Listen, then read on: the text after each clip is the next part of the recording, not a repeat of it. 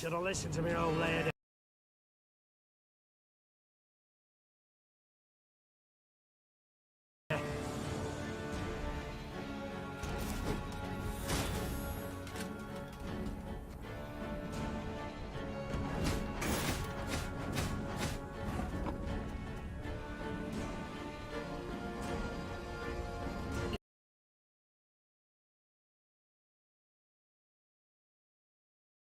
You might have got away had you not been falling so damn much.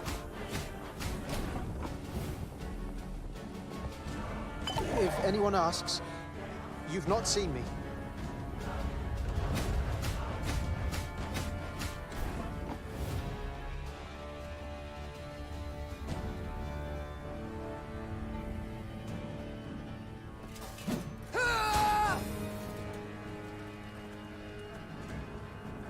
There's been a mistake. I'm no mage.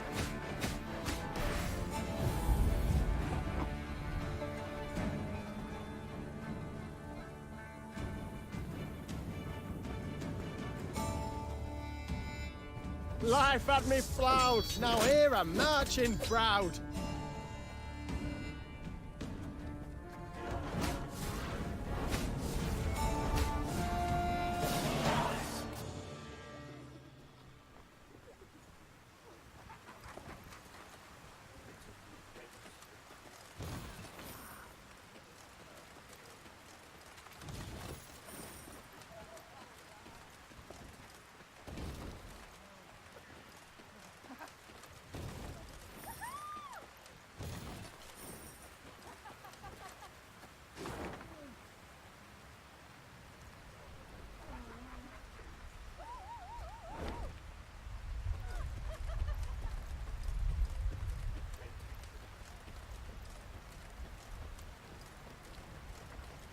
When Meve saw Reynard's usually stoic visage rent by a half-moon grin, she knew he brought particularly good news. Your Grace, our toil has borne fruit.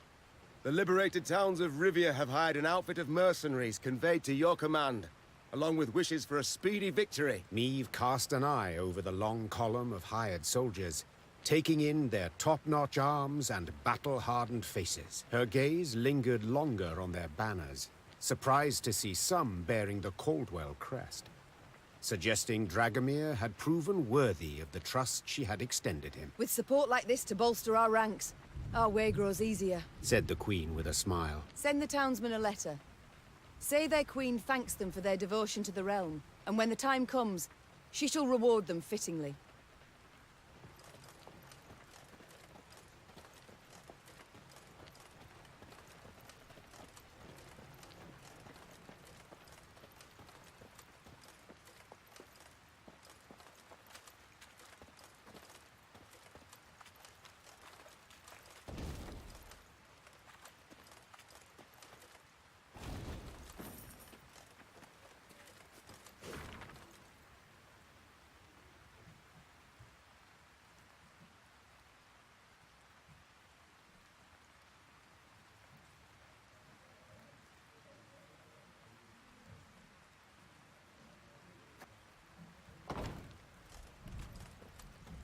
Rivia Castle.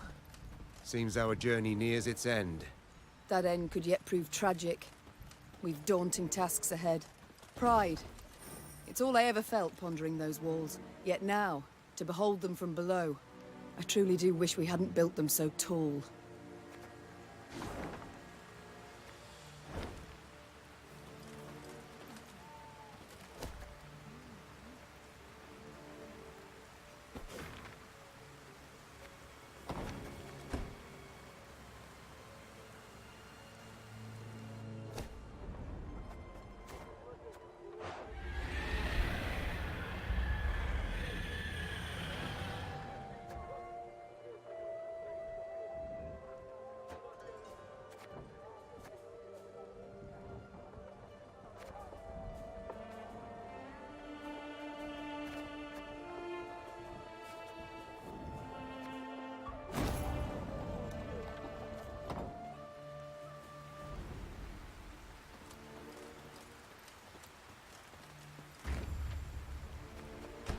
The castle of Rivia now loomed before the Lyrians.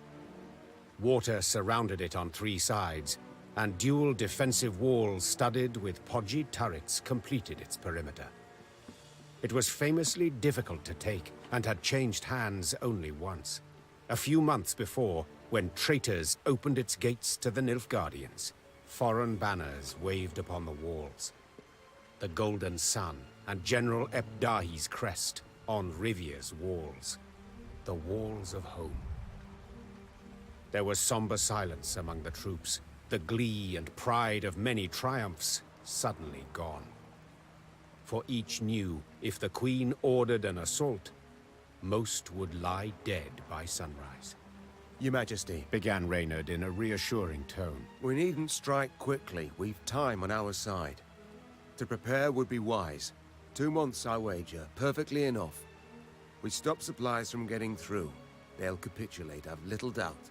Or at worst, be too weak to defend the fortress. Reynard's reasoning was sound. There was no need for urgency. Meve had the upper hand for the first time in this war.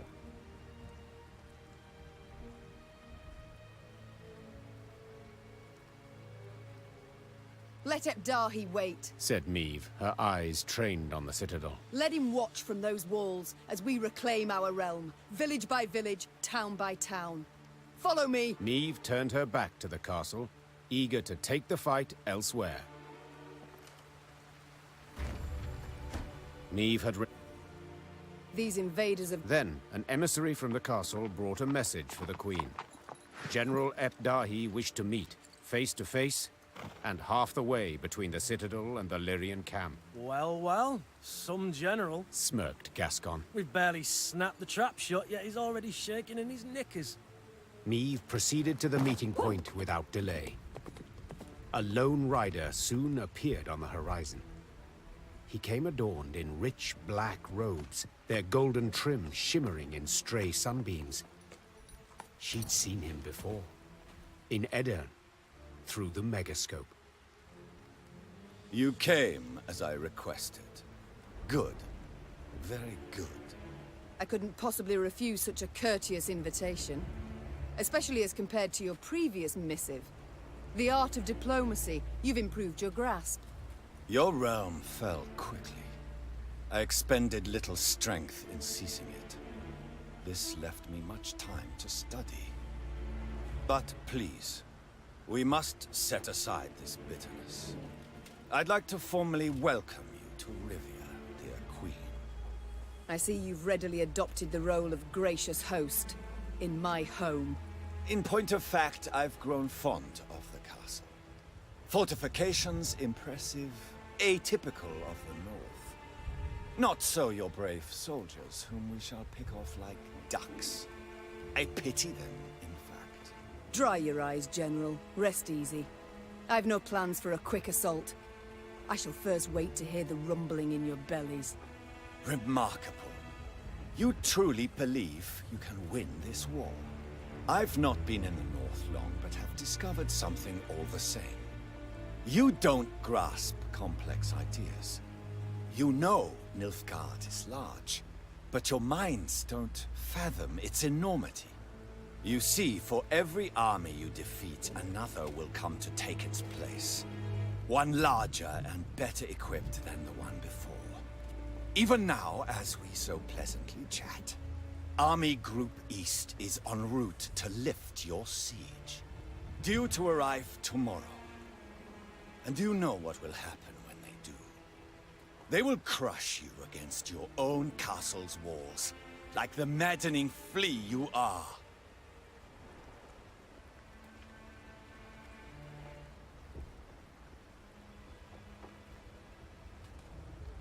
Enough. I'll not be insulted, General, nor intimidated. Then I wish you a splendid night, Majesty. Get some rest. You'll need it tomorrow. Indeed I will. For with raised visor, I shall be at the fore, unlike you. In my home, in the civilized world, a general commands his force. He does not rush and thrash about like some rabid hound. You're not at home, General. You're in the north, in my home. But you're right, I will rest. While you should pray to all your gods that we don't meet amidst the fray. Without awaiting a response from General Ep Dahi, Meve pivoted and turned toward camp. Her pace was quick, despite a heavy heart.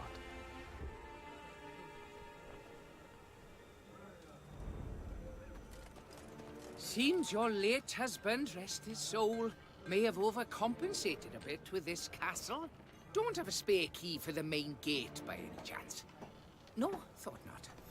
Shame I've not yet finished my glider. Could have flown over the walls.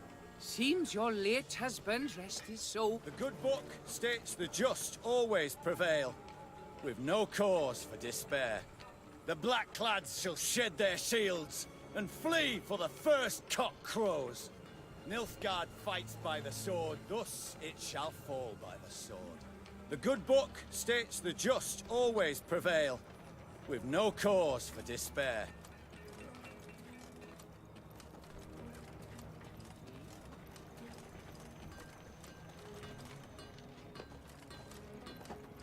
It's gonna be one hell of a night! Ah! Ah! Ah! Don't you dare sound the retreat, got it? My axe craves blood! No! Don't you dare sound the retreat, got it?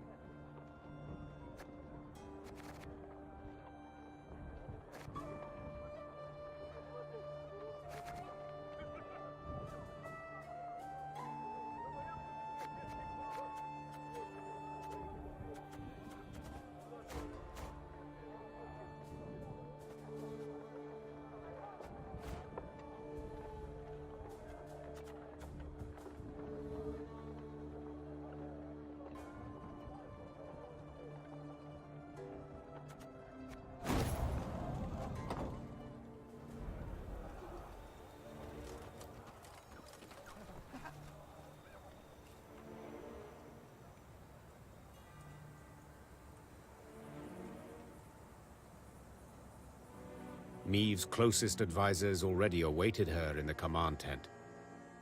In a few brief words, the Queen gave a report of the meeting, only with great effort masking the quavering in her voice. An army, an immense one, approaches from the west. If we meet in open battle, we stand not a chance. Damn it! Why did no one warn me? Our scouts were discovered, captured. It must be that. We must flee? Not at all heroic, I admit, but sure as hell better than being trampled into the dirt. Easily said, but for a problem. Our force is chiefly infantry. The army that draws near includes cavalry, several regiments. We cannot hope to escape them. We cannot hope to hide. What do you advise? We've two options. Capitulate, Out of the question. or take the castle. Tonight. Suppose for a moment it's possible. Tell me how and at what cost. Are we to scale a mountain of comrades' corpses to reach the top of the wall? I know we're at war and many die. But to command our troops to take that citadel is to condemn them to certain death. Rivia's walls are unassailable, I fully agree. But there's more than one way to take any fort, and this fort too. I think I like where this is going. I know this citadel like no one else. I know its one potential weakness. The boat landing. Wait. That narrowest of piers between the two turrets? The one where the fishermen would land? The same. As I'm sure you recall, Your Grace, at that narrow pier's end stands a narrow door leading straight into the fortress. A small detachment could approach unnoticed, overwhelm any sentries, and get inside. What then? They would need to pass through the fort to the winch in the guardhouse. Open the gate for the rest of the force. Reynard, I'll be honest. It sounds right mad. Perhaps. But as options go, we have it alone. And I'm to choose to send folk there? Most certainly to die. You needn't choose anyone, for I volunteer. And will take only those willing to do the very same. Bloody wretched plan. And you've a better one, do you? Of course. I'll go instead. Beg your pardon? I don't. Face it, Reynard, you couldn't sneak past a corpse. Sound like a bloody tambourine in that armor. Apart from which, you're Meve's right hand. So you ought to be by her side when the fighting starts. Firstly, Reynard, I'm grateful. Thank you, Your Grace. But truth be told, I did indeed hear you walking to the tent from the other side of camp. And yes, you know Rivia Castle better than anyone else. But the assault must transpire silently. Gascon will lead the force. Understood, Your Grace. Cheers, Meve. I'll try not to disappoint. You won't, I'm sure. God speed you on your way, and please, try your damnedest not to die. Gascon hand-picked his men, those most adept with daggers, not swords. Noiselessly, they glided through the dark toward the castle, the light of its lanterns blurred by the evening mist. Meve watched anxiously as the boats glided away, her heart pounding in her ears. All depended on this mission.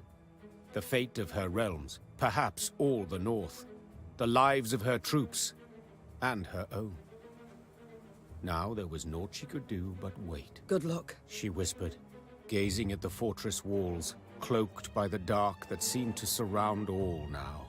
The Lyrians prepared for battle, their silence absolute, in darkness, illuminated only by the pale light of the moon. Meve was restless. She paced nervously in a circular pattern, awaiting the signal they'd agreed upon. Blast, it's taking long. Much too long. Finally, a torch's faint glow appeared atop the towering walls.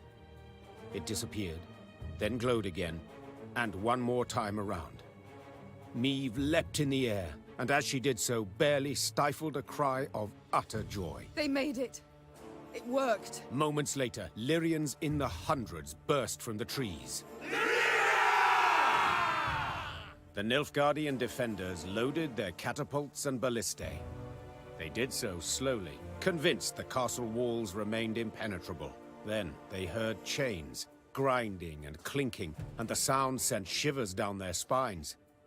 Bewildered, they watched the main gate rise as the attacking force rushed forth. General Epdahi dispatched an elite unit to take back the winch at once. Yet he saw this was in vain and all was lost when Meve rode into the castle courtyard. Meve had begun the day known as a great warrior. Yet by night's end, legend was the cloak she wore. Her shield stopped powerful blow after blow as her blade found gaps in her foe's black armor. At first, Nilfgaardians scoured the fray in search of the Queen, hoping to prove great heroes. Soon, she was their chief scourge, and they began to flee before her blade that sung their death. Retreat! Retreat! What was this extraordinary vigor that surged through Meve? Naturally, she wished to liberate her castle and realm, drive off the invaders, defeat the arrogant General Epdahi. But in that moment, above all else, she longed to fight her way through to the guardhouse and bring Gascon's party relief. Follow me! Move! Move! Meve had expected the worst. A bloodbath, piles of corpses. Yet all in the guardhouse was eerily quiet and calm. The door to the winch room lay shattered, true. But this was the one sign there'd been any sort of struggle. What happened here, she thought. Cautiously, she entered, looking, searching for any trace of Gascon and his fighters. Instead, she spotted Villem, curled up in a corner, clutching his bloodied belly, his fingers not enough to stop all the holes. Meve tore off her cloak and went to stem the bleeding. Villem, what happened here? My wrongs. I sought to right them. Wheezed the prince. Please, forgive me. The young prince choked on this last word, did not manage to utter it, before his eyes went dull. Moments later, her men entered the room to find the queen kneeling, pounding the wall with her fists, her eyes flooded with tears. Villem lay motionless beside her, covered by her cloak. Gascon pushed his way through the other foot soldiers. He knelt beside the queen and whispered what had happened. His unit had not managed to reach the gate in time, but Villem had. Upon seeing Lyrian forces converging on the fort, the prince had rushed to the guardhouse and opened the gate himself. By the time Nilfgaardians closed it again, it was too late. The Lyrians were through. The queen rose, her fists clenched, her shoulders rigid, her knuckles white. Her face betrayed no sorrow, no despair, just rage, hot as a forge, immeasurable. Now's not the time to mourn. Seethed Meve, struggling to stay calm. Now's the time for war, for slaughter, revenge. With victory today, we'll recover our home, return to our kin and set our blades aside at last. Yet until victory is ours, they must drink. Drink greedily of Nilfgaardian blood! The Lyrians were at the brink, near their breaking point. They'd followed Meve for thousands of miles, over snow-clad peaks, through forbidding swamps. They'd fought, survived countless battles at her side. And though their gazes were now weary, she knew they'd follow her into fire. Your Grace, the Blackclads, they've holed themselves up in the upper keep.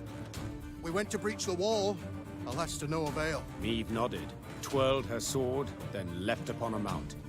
Her eyes spoke pure determination. So we'll bloody well try again.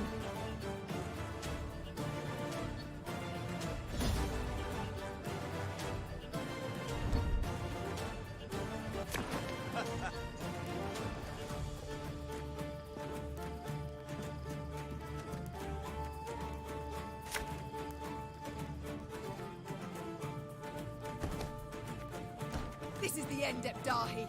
Do you hear me? I shall stick your head on a pike!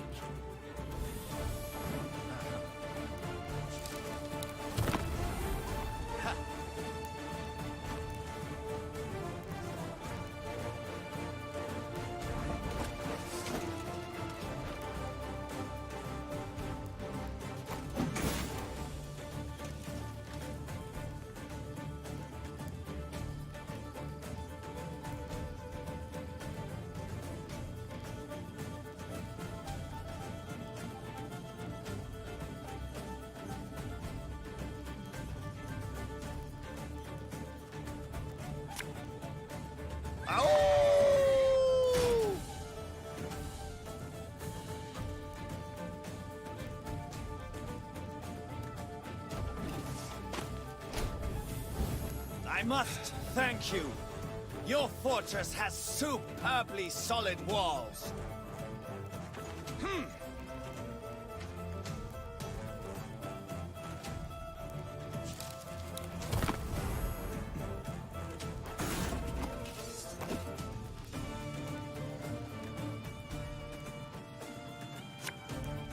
Bigger they are, easier they are to target.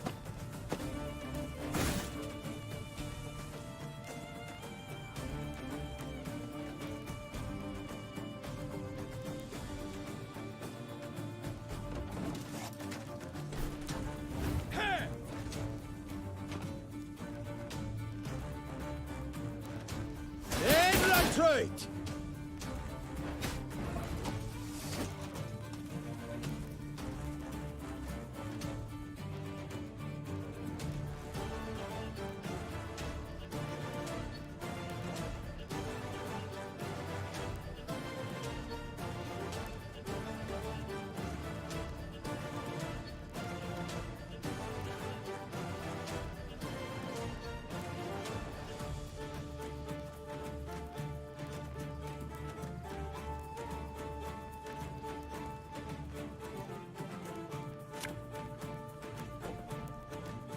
Don't you worry yourself, Grace. We'll get her done in no time.